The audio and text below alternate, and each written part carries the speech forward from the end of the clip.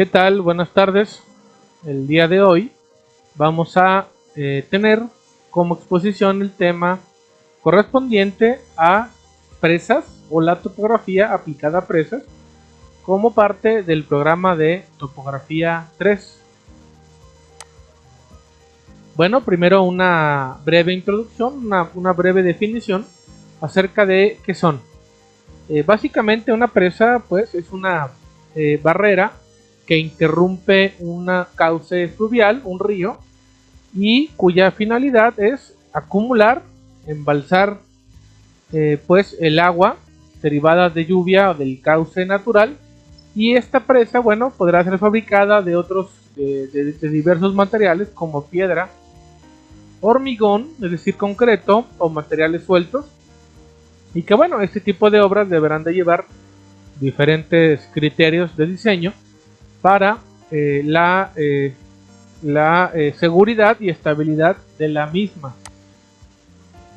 ¿Qué tipos de estudios debemos de realizar para la proyección de una presa? Bueno, la presa es sin duda una de las obras, es una obra muy compleja de estimar y que correlaciona diferentes áreas de la ingeniería. La primera de ellas, por supuesto, es la topografía, ¿sí? Debido a que, bueno, como ustedes saben, esta define la geometría y las características del terreno en donde se desea construir la presa. Entonces, dentro de los temas relevantes para la topografía, deberemos obtener curvas de nivel, secciones transversales para estimar las áreas de inundación y con base a estos dos puntos anteriores seleccionaremos la boquilla más adecuada para la construcción de una presa, que como boquilla, bueno, nos referimos a la sección transversal en un punto específico de el cauce que hemos seleccionado. Por otro lado, deberemos de realizar un estudio hidrológico, ¿sí?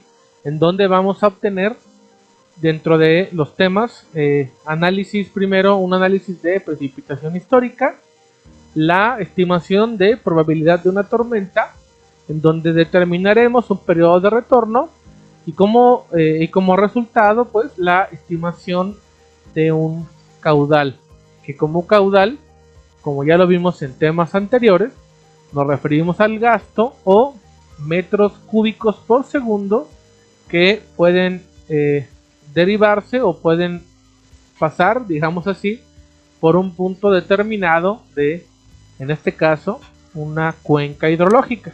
Que bueno, ahorita veremos más adelantito a qué nos referimos con este término. Otro tipo de estudios, por supuesto, es el tema geológico, en donde vamos a determinar el tipo de suelo correspondiente a el lugar que hemos seleccionado. El análisis geotécnico para ver en el subsuelo o en las profundidades del mismo el tipo de material, ya sea rocoso o no, que existe para determinar el anclaje o la estabilidad que mi presa pueda tener. Por otro lado, también deberemos determinar o realizar un análisis de la erosión en el suelo para ver si dicha presa se encuentra proyectada en un punto con buena correlación de erosión del suelo. Y bueno, un diseño o análisis estructural de la cortina, que bueno, deberá ser por supuesto, independientemente del material del que se vaya a construir, deberá ser capaz de soportar primero un empuje dinámico del flujo, es decir, el empuje del río como tal. Por otro lado, deberá también de ser capaz, dependiendo del tipo o del tamaño que tenga nuestra presa, deberá también ser diseñado para la carga por presión hidrostática, es decir, el agua quieta o el agua estable genera una presión en la cortina que deberá ser estimada y analizada para un funcionamiento adecuado de la misma. Por otro lado, por supuesto, y derivado del tema geológico, se deberá diseñar un anclaje correcto en el suelo existente de la presa. Entonces, bueno, es importante también definir lo que es una cuenca hidrológica, ¿sí? Es un tema que, bueno, los invito a que puedan ustedes tener como materia optativa la materia de hidrología, debido a que, bueno, como tal, la hidrología trata o es una materia que nos describe y nos habla de el comportamiento del agua en el medio natural, es decir, cuantifica volúmenes de cuánto llueve, cuánto precipita, cuánto cae o cuánto escurre, cuánto infiltra y los diferentes balances hídricos o balances de agua que en el medio natural coexisten. Así pues, una cuenca hidrológica es una cavidad, un espacio físico en el que se acumula el agua de lluvia. Es decir, que si nosotros imagináramos que no existen construcciones ni nada en el sitio de la cuenca, es básicamente el espacio físico en donde el agua tiene un solo punto de salida, ¿sí? Es decir, todas las gotas de agua, ¿sí?, que caen sobre este espacio físico tendrán exactamente el mismo punto de salida. Pudiéramos decir entonces que es una especie de embudo en el territorio por donde el agua llega hacia un mismo punto de salida, ¿sí? Entonces, ¿qué define una cuenca hidrológica? Pues la topografía. Directamente la cuenca hidrológica se define por la topografía del terreno, debido a que, por supuesto, los parteaguas o las partes altas de cuenca estarán definidos por los cerros o por las elevaciones que se presenten en el lugar, y ellas serán quienes definan el cauce o la zona hacia donde escurrirá el agua de una cuenca hidrológica. Entonces, pues, una cuenca hidrológica la vamos a dividir o la vamos a poder dividir en tres partes. La primera, una cuenca alta, cuenca media y cuenca baja. Eso es evidente y es claro que dependiendo del tipo de cuenca en la que estemos trabajando, ya sea cuenca alta, baja o media, cada una llevará diferentes tipos de velocidades, coeficientes o fenómenos de socavación y volúmenes de agua, porque por supuesto que en la cuenca baja el cauce tendrá más volumen que en las partes altas. Normalmente en las partes bajas de cuenca es donde el río lleva un cauce más cotidiano, más habitual, pero también con menores velocidades que, bueno, nos generan pues como tal los ríos, que como todos conocemos son parte importante del sistema de la Tierra. Entonces, algo que deberemos de realizar para la estimación de todos estos volúmenes es un estudio o análisis hidrológico, que, bueno, es básicamente un estudio del comportamiento de las diferentes variables naturales de lluvia y de comportamiento superficial para determinar los coeficientes o los datos de inundabilidad y velocidad y otros factores que deberemos de considerar para el diseño de un proyecto, ya sea de infraestructura, de construcción, por ejemplo, de residencias, o para medir, por ejemplo, los impactos que una tormenta causen en un medio urbano. Para una presa, como es nuestro tema, es por supuesto fundamental determinar entonces un análisis hidrológico. Para ello, bueno, existen diferentes tipos de información disponible que deberemos de considerar. Las cuencas hidrológicas, normalmente ligadas a el tema administrativo, realmente estarán definidas por la topografía, como lo vimos anteriormente. Entonces, la Conagua, dependencia pues encargada del manejo y gestión del agua, tiene determinado ya una subdivisión de cuencas y microcuencas y subcuencas, sí, que es básicamente el orden jerárquico de una cuenca. Algo así pues como que la cuenca es un país, la subcuenca es un estado y la microcuenca es lo que sería en su similar un municipio. Y como tal, entonces, estas características deberán de ser consideradas para analizar inicialmente el sitio en donde construiremos nuestro proyecto. Enseguida deberemos de determinar o recabar pues la información de las diferentes estaciones meteorológicas que, bueno, normalmente son o están a cargo del Servicio Meteorológico Nacional, en donde se miden en estas estaciones las precipitaciones o la cantidad de agua que se precipita en un espacio físico, normalmente determinado en el orden de lo que precipita en milímetros por día en un espacio o en una superficie de 1 metro cuadrado.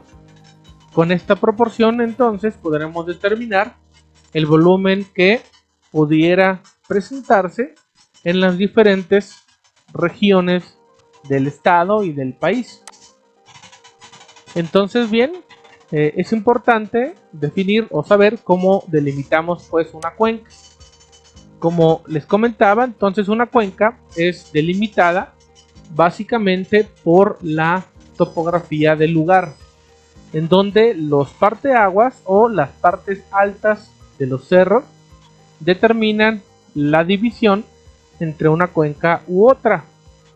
Y entonces, para ello deberemos de contar con información, ya sea recabada con un levantamiento topográfico, que bueno, normalmente es algo complejo, porque deberíamos de levantar áreas muy grandes de varios kilómetros cuadrados, o en su defecto contar con información cartográfica como cartas topográficas de INEGI, modelos digitales de elevación u otras fuentes que nos permitan determinar los parteaguas de la cuenca en la que vamos pues a trabajar. Entonces, bueno, en resumidas cuentas, ¿qué debemos de calcular en una cuenca? Bueno, lo primero que deberemos de hacer es determinar la precipitación histórica o la cantidad de milímetros por día que precipitan en una zona geográfica. En este caso, un ejemplo que tenemos de una pequeña presa que se proyecta construir en una comunidad llamada Las Lomas, en donde, como vemos en la imagen, se han generado o se han seleccionado 1, 2, 3 y 4 estaciones meteorológicas en las zonas cercanas o las más cercanas de la zona de estudio, que nos permitirán determinar las cantidades y los datos de precipitación de esta región. Es decir, nos permitirá interpolar la información de la precipitación histórica generada día por día. Entonces, seleccionando, por ejemplo, las 4 estaciones meteorológicas cercanas al sitio, se va a vaciar a una tabla los datos de precipitación diaria que se presentan. Es común, por supuesto, que estos tipos de datos generados con las estaciones meteorológicas diarias o de información diaria pues presentan algunas intermitencias de datos. Por ejemplo, aquí vemos los datos de precipitación máxima por año, es decir, durante un año, cuál es la máxima cantidad de agua que se ha precipitado o que se ha presentado en una estación meteorológica determinada. Entonces tenemos de repente valores 0, en donde sabemos que esos años han sido digamos, eliminados o no trabajados como parte del registro diario de precipitación. ¿Cómo se llevan estos registros? Bueno, de una manera realmente bastante rudimentaria. Básicamente la Conagua tiene una persona o contrata a una persona de la comunidad y le pide que día con día obtenga o le anote el dato, ¿sí?, de cuánto llovió en el día y se lo haga saber para llevar un registro de día con día cuánta tormenta o cuánta lluvia se dio en el lugar. Este registro diario se lleva a la central de la Conagua en una base de datos y esto nos sirve como base para saber cuánto llueve y en dónde. Entonces, llevando un análisis estadístico de la información, sabemos nosotros en periodos largos de tiempo cuánto precipita día con día. Normalmente la precipitación dada en milímetros. Hay que recordar que estos milímetros han sido ligados a una superficie de 1 metro cuadrado, lo cual nos permite entonces determinar cuánto llueve o cuánto llovería en un área más grande que 1 metro cuadrado. Y bueno, en este ejemplo que vemos, datos o se han contado con datos desde 1961 hasta 2018, bueno, parte de 2019, lo cual es un periodo de tiempo de datos bastante importante. Es también importante saber qué es un periodo de retorno. Básicamente, un periodo de retorno es un análisis estadístico en el que se estima o se calcula qué tanta probabilidad de ocurrir un evento determinado se tiene. Es decir, qué probabilidad hay de que llueva una gran cantidad de agua, y esto nos servirá para diseñar obras de seguridad o protección para la infraestructura hidráulica de un medio urbano o rural. Por ejemplo, aquí vemos una tabla en donde se ha determinado el periodo de retorno en años. Repito, es una estimación estadística. Por ejemplo, ¿qué probabilidad hay de que se dé una tormenta en 2 años durante 5 minutos de 110.65? Este valor se refiere a los milímetros que lloverían en este periodo de retorno y con esta duración. Sí, como vemos aquí, se ha podido estimar hasta un periodo de retorno de 10.000 años.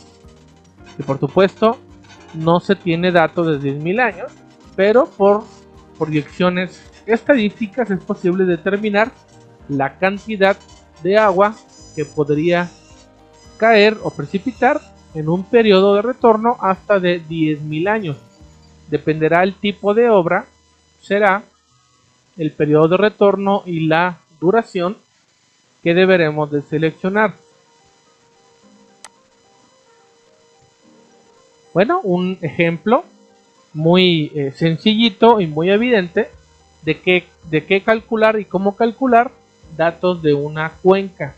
Aquí vemos una imagen en donde hemos seleccionado una cuenca urbana. Está localizada al sur de la ciudad de Guadalajara, en la zona de Santa Ana Tepetitlán, ¿sí?, lo cual es una cuenca que se localiza en parte del Bosque de la Primavera y termina o descarga pues en la zona de El Briceño, en Zapopan, Jalisco. Entonces hemos determinado elementos, digamos, de relevancia, como por ejemplo el área de cuenca, ¿sí?, es decir, la superficie que cubre en kilómetros cuadrados dicha cuenca.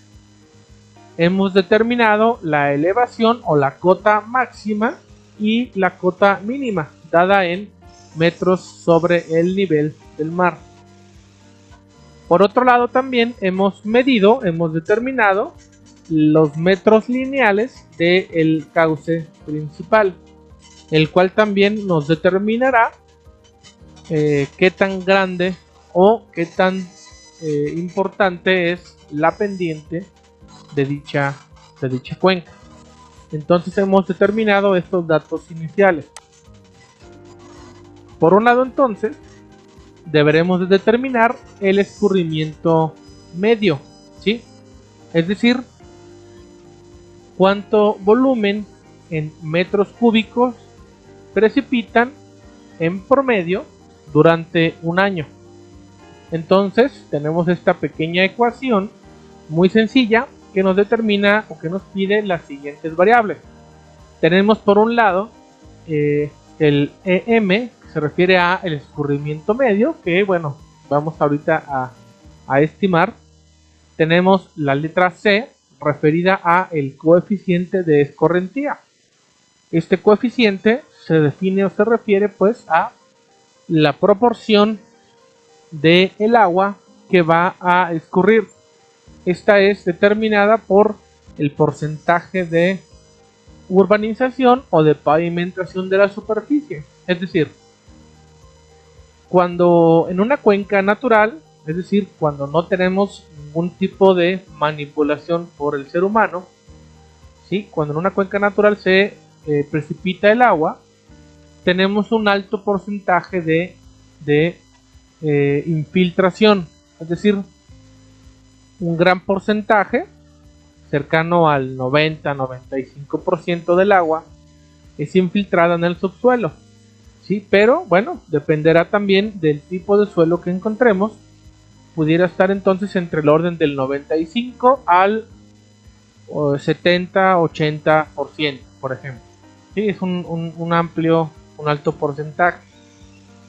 Entonces el resultante es agua, o es un volumen de agua que se va a escurrir de manera superficial.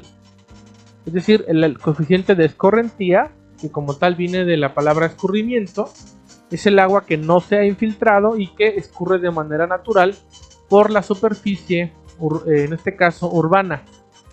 Es evidente que, bueno, mientras más metros cuadrados de superficie de una cuenca han sido pavimentados, entonces el coeficiente de escorrentía será mayor. En este caso, o para este ejemplo, se ha determinado un coeficiente de escorrentía de 0.20, pero como les comento, podría ser mayor o pudiera ser menor dependiendo del tipo de suelo, el tipo de vegetación, el tipo o la proporción de la urbanización de la cuenca y otros factores que deberemos de determinar. Por otro lado, tenemos la precipitación media anual, que se refiere a la suma de toda la precipitación que se presenta en un año y que nos servirá para saber qué volumen por año precipita en el sitio o en la cuenca. Y finalmente tenemos el área de cuenca, que hemos convertido a metros cuadrados. ¿Por qué metros cuadrados? Bueno, el escurrimiento medio deberá de estar en una unidad de metros cúbicos, por lo cual entonces la precipitación media anual deberá ser también convertida a metros, al igual que el área de cuenca. En este caso, sí, al multiplicar entonces el coeficiente de escorrentía 0.20 por la precipitación media anual de 0.91 y el área de cuenca de 79.510.000 metros cuadrados, se obtendría un resultado de 14.470.820 metros cúbicos, que es la cantidad de agua que escurre o que se presenta en una cuenca determinada. Por otro lado, también deberemos de estimar un gasto de diseño, lo cual se refiere o se define como el caudal o el gasto pico correspondiente a un determinado periodo de retorno. En este caso hemos seleccionado como ejercicio 10 años, por ejemplo. pero así como lo vimos anteriormente, pudiera ser 2 años, 10 años, 100, 1000, 10.000 años. Dependerá del tipo de obra, será el periodo de retorno que deberemos de seleccionar. Entonces tenemos una fórmula, una ecuación que, bueno, se define o se refiere a el gasto pico, ¿sí? Que nos pide o nos dice que es el coeficiente de escorrimiento, que ya vimos que es la intensidad de lluvia, ¿sí? Que se define como qué tan intensa será la lluvia en un determinado periodo de retorno y un determinado intervalo de tiempo, una duración.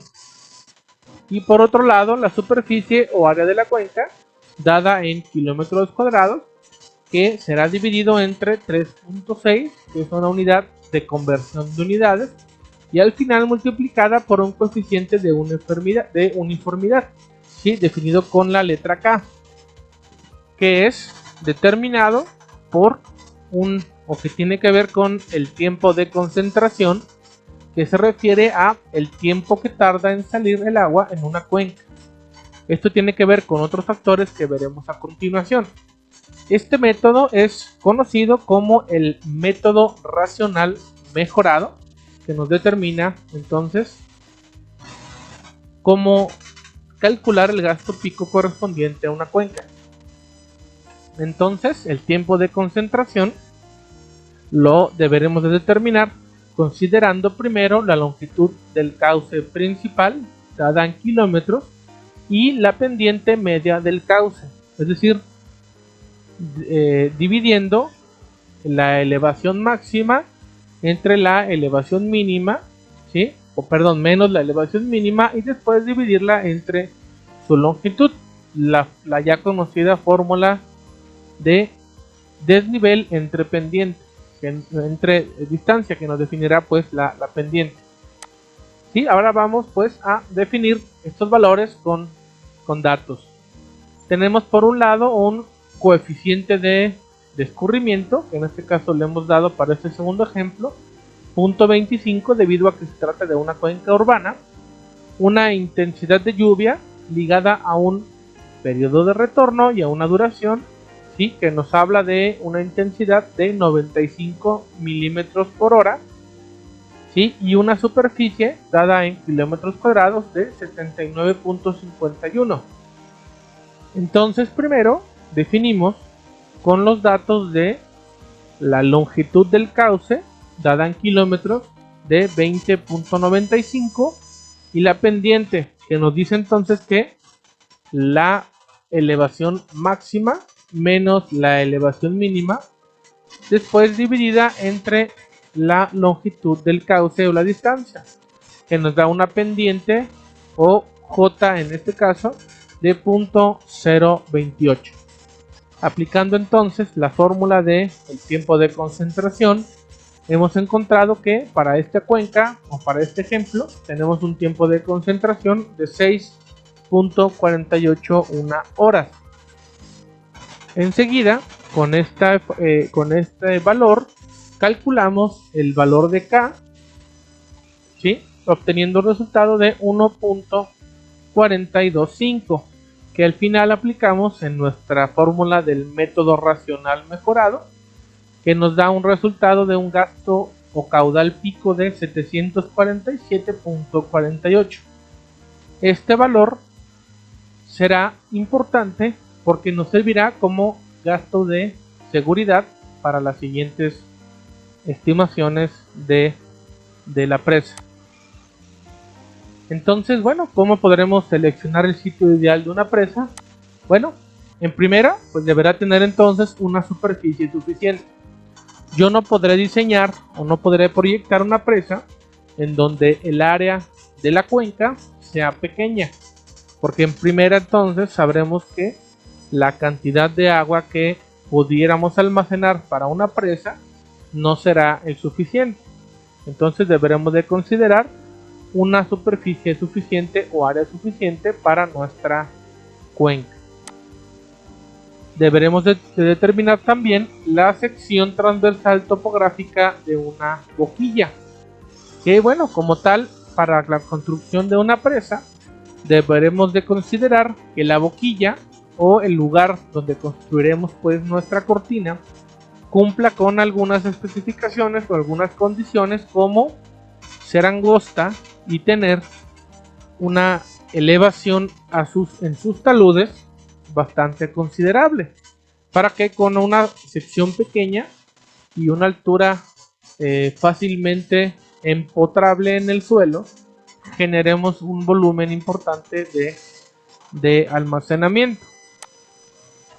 También es importante que deberemos de estimar el área inundada. Esto es que en primera definiríamos entonces la altura de una cortina y seleccionaremos una cota o elevación que será la que iremos o deberemos de inundar. Es decir, si yo selecciono por ejemplo una presa o encuentro la sección de una presa y selecciono una cota, que en este ejemplo tenemos la 652, toda la cuenca o toda el área por debajo de esta curva de nivel será la zona de inundación.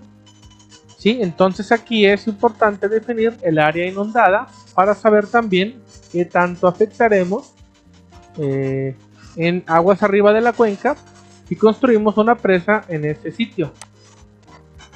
¿Sí? Por otro lado, entonces deberemos de definir o proponer la obra de una cortina, que bueno, como comentábamos o como comentaba al inicio, pudiera ser de diferentes tipos de material, de piedra, ¿sí? O mampostería, de concreto, de material compactado y acomodado, pero que el peso volumétrico de esta deberá ser suficiente para generar una estabilidad contra las fuerzas que vimos anteriormente: fuerza hidrostática y fuerza dinámica de flujo, que deberemos de tener entonces en equilibrio para la estabilidad de nuestra cortina. Bueno, aquí vemos el ejemplo de una presa, ¿sí? Bastante grande, en donde vemos como una cortina curva o en arco, como lo explicaba en el tema anterior, nos genera una fuerza suficiente para contener todo este volumen de agua. ¿Sí? Esta cortina, ¿sí? Deberá ser diseñada, ¿sí? Para entonces soportar dichas cargas, ¿no? Y no causar un problema pues en la estabilidad de nuestra cortina. Otra obra de seguridad que estará directamente ligada al cálculo del gasto pico que hemos seleccionado es el vertedor.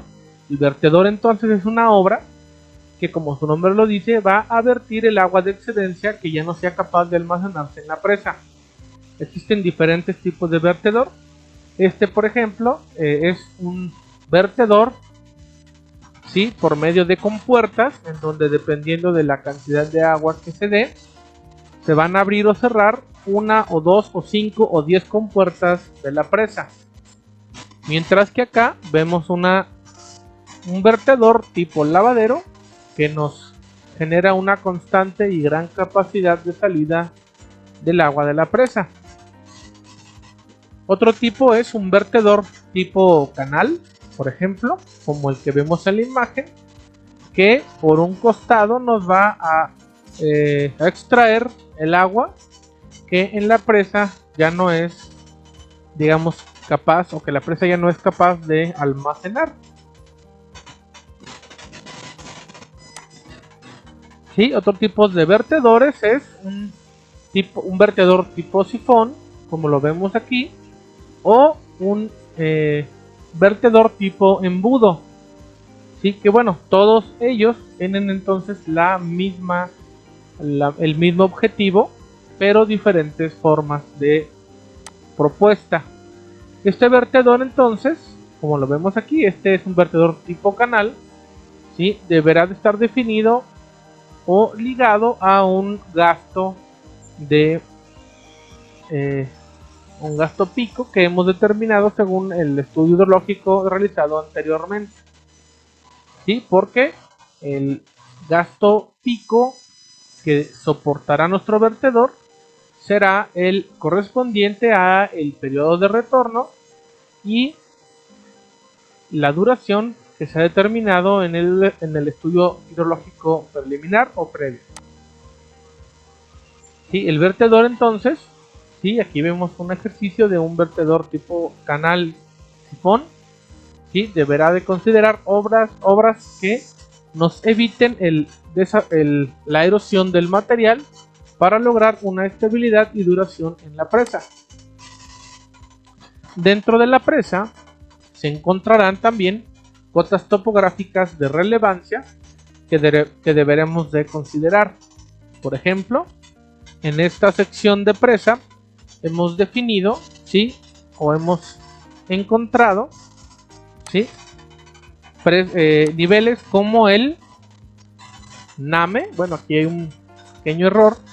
NAME, ¿sí? Que se refiere al nivel de aguas máximas extraordinarias, el nivel de aguas máximas ordinarias y el nivel mínimo de aguas normales de operación, el NAMINO, que, bueno, como tal, el NAME, ¿sí? Se definirá como el nivel de aguas máximas al que nunca se deberá de llegar.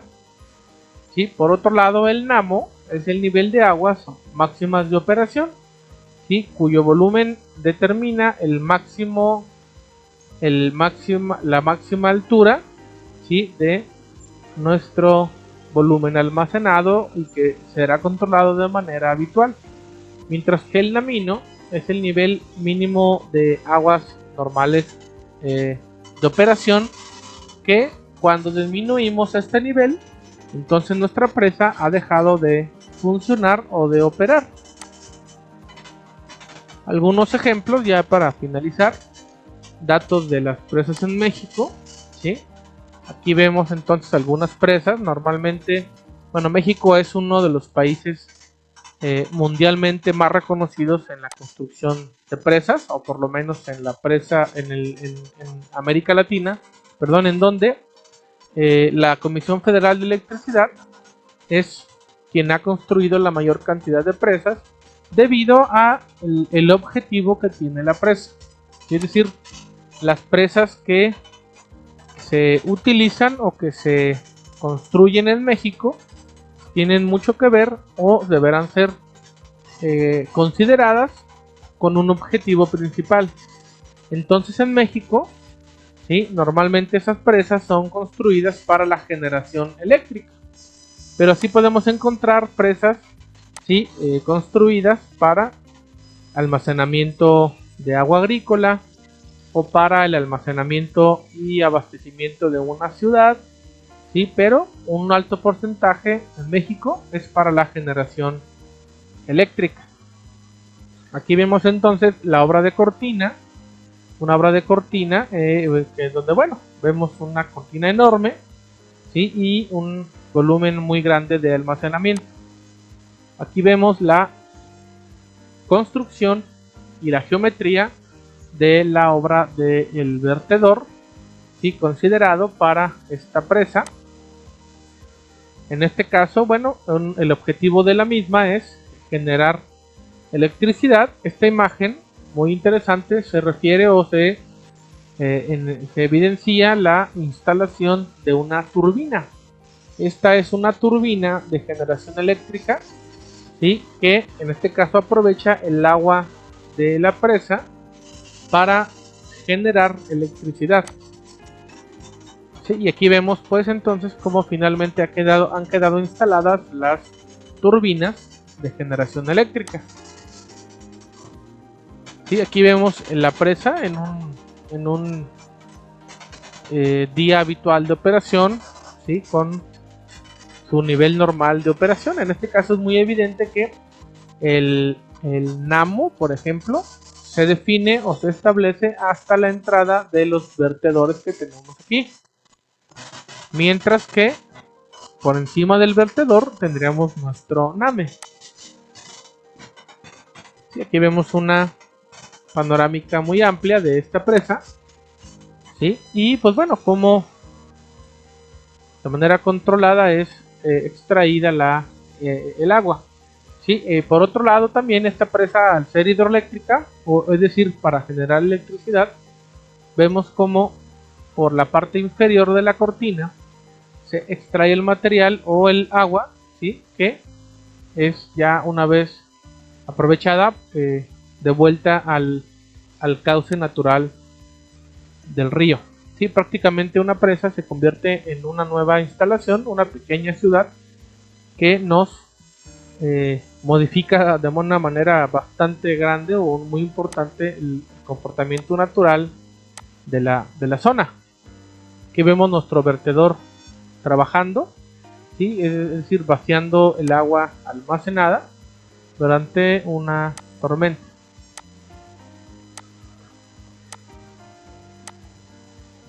Entonces, bueno, aquí vemos el proceso de construcción. Básicamente para el proceso de construcción se deberá de generar una obra de desvío que permita trabajar en seco en la obra civil de la presa, ¿sí? Y que bueno, nos permitirá pues tener la zona libre de agua y en condiciones de trabajo. Aquí vemos, por ejemplo, un túnel, ¿sí? Que o que funcionó como obra de desvío para esta presa. Aquí vemos las primeras importantes. Entonces, bueno, información importante general acerca de que un alto porcentaje, aproximadamente un 12% de la energía eléctrica en México es generada por presas hidroeléctricas, siendo una de las más importantes la presa de Chicoacén en Chiapas, que genera un alto porcentaje de la electricidad en el país.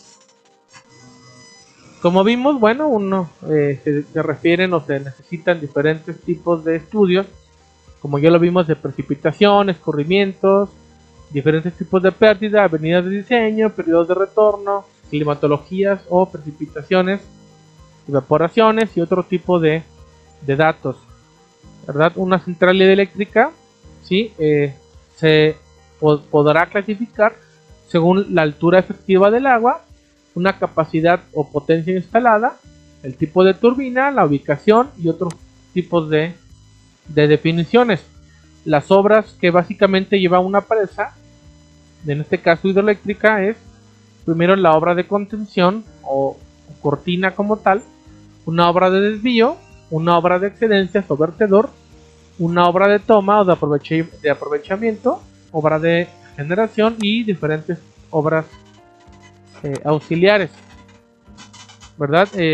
Una cortina o una obra de contención se pudiera clasificar como una cortina flexible o rígida, dependerá del tipo de material del que esté construido, ¿sí?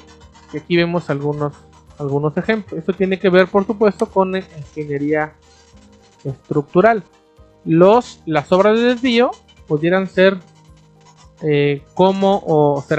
pudieran ser proyectados como túneles, canales a cielo abierto, conductos aislados o conductos a través de cortina.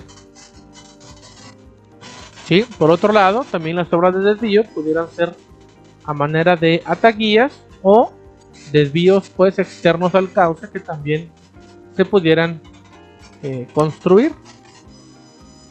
¿Sí? Y como vimos, bueno, tenemos entonces los diferentes niveles que deberemos de considerar, que ya explicamos acerca del NAME, NAMO y NAMINO, que nos generará dos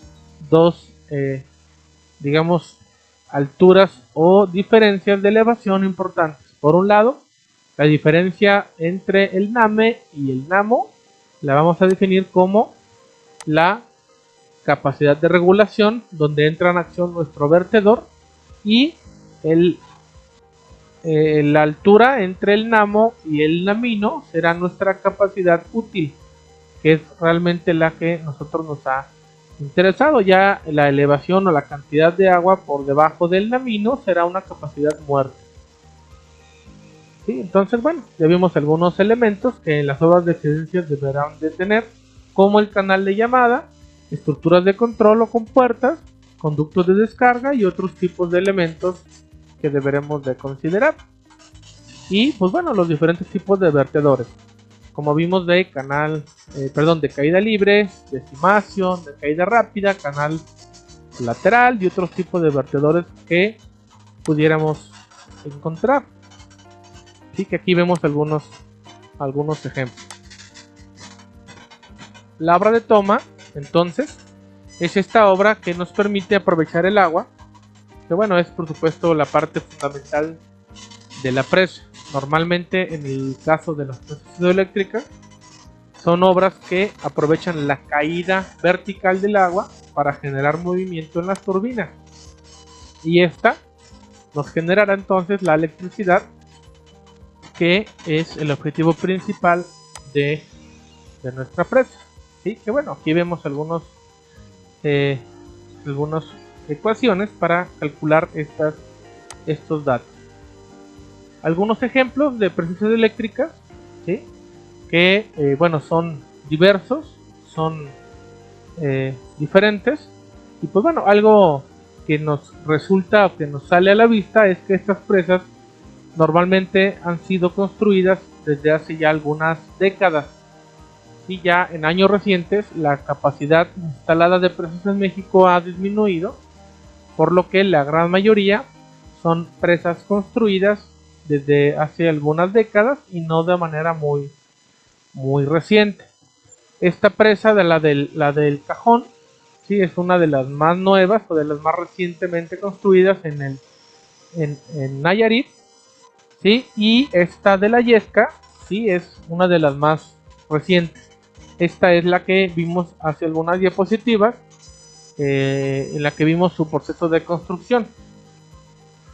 Y entonces, con esto hemos finalizado el tema de presas.